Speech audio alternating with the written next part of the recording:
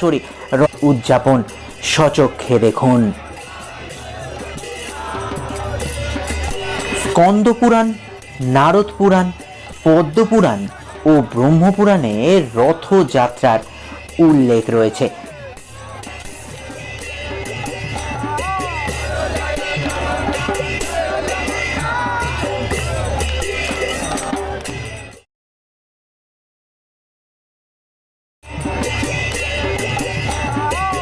জ্যৈষ্ঠ মাসের পূর্ণিমা তিথিতে জগন্নাথ দেবকে স্নান করানো হয়। তারপর তিনি অসুস্থ হয়ে পড়েন। তারপর প্রায় 15 দিন জগন্নাথকে একান্তবাসে রেখে তার সেবা শুশ্রূষা করে তাকে সুস্থ করে তোলা হয়।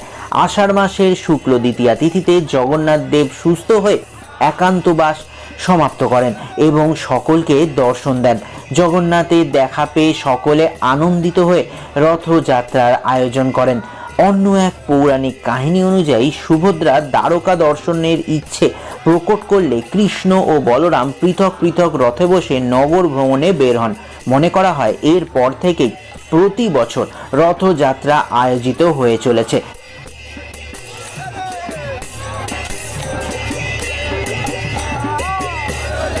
আর এক প্রচলিত বিশ্বাস অনুযায়ী ইহলোক ত্যাগের পর কৃষ্ণের সঙ্গে বলরাম ও সুভদ্রা পার্থিব শরীর সমুদ্র তীরে দাহ সংস্কার করা হয়।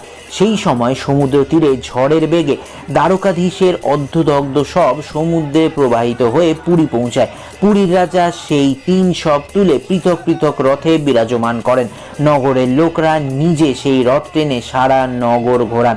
দারু কাঠ শবের সঙ্গে প্রবাহিত হয়ে এসেছিল। সেই কাঠ দিয়ে বাক্স তৈরি করে তাতে সব রেখে ভূমিতে সমর্পিত করে দেওয়া হয়। চারণ পুস্তক অনুযায়ী এরপর থেকেই প্রতি বছর রথযাত্রা পালিত হতে শুরু হয়।